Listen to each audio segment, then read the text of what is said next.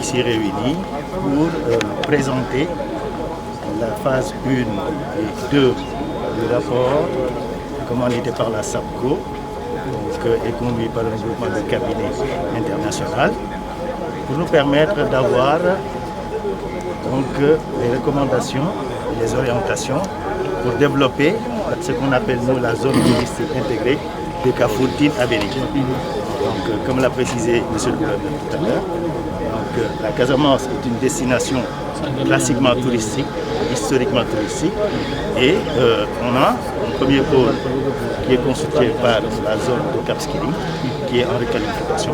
Et il s'agit maintenant de diversifier et d'augmenter l'offre touristique en développant une station touristique d'envergure qui sera implantée, Inch'Allah, au niveau de Kafountine à Béni. Et quel est exactement le contenu justement de cet aménagement à Kafountine? Qu'est-ce qui va être fait? Voilà, donc en fait, là, vous abordez un peu le thème du concept d'aménagement qui va être développé.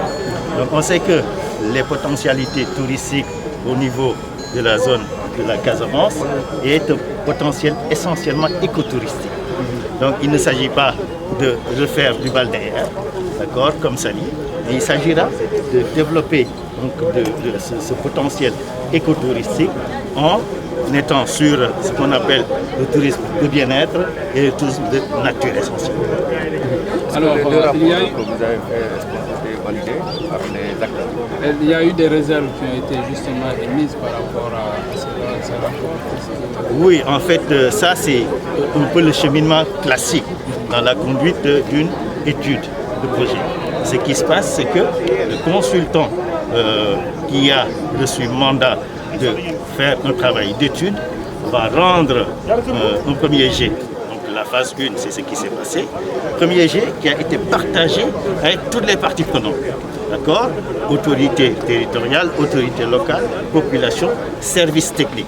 Et toutes ces parties prenantes nous sont revenues avec un certain nombre d'observations que le consultant a intégrées, tant dans la phase 1 que dans la phase 2.